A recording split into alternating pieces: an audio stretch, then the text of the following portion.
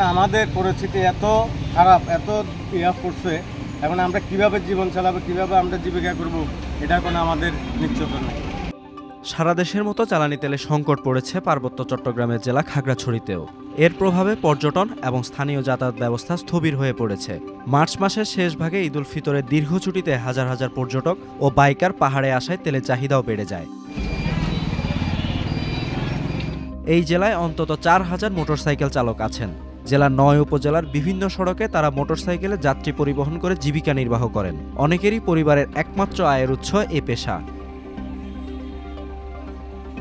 তবে মোটরসাইকেল চালিয়ে জীবিকা নির্বাহ করা চালকরা বলছেন, প্রতিদিন তাদের যে 500 থেকে 1000 টাকা আয় হতো, যা তেল সংকটে প্রায় বন্ধ হয়ে পড়েছে।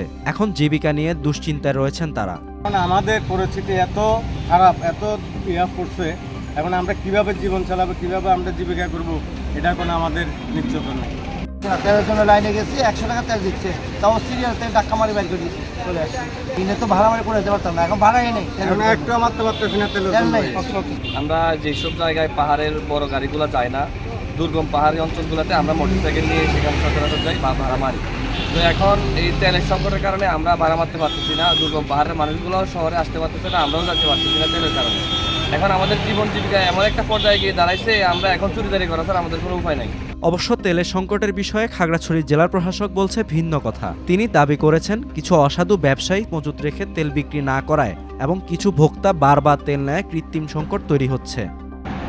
সরকারের পক্ষ থেকে জ্বালানি তেল সরবরাহের জন্য নানামুখী উদ্যোগ গ্রহণ করা হয়েছে এবং ব্যবহারকারীরা যেন সময় মতো এই জ্বালানি তেলটা পায়, সেই ক্ষেত্রে আমরা সার্বক্ষণিক ব্যবস্থা নিচ্ছি। অনেকে আছেন ভয় পেয়ে, বিভিন্ন বাইক চালক যারা আছেন, অনেকে হয়তো ভীত হয়ে তারা আগেই তেলগুলো নেওয়ার জন্য চেষ্টা করে যাচ্ছে।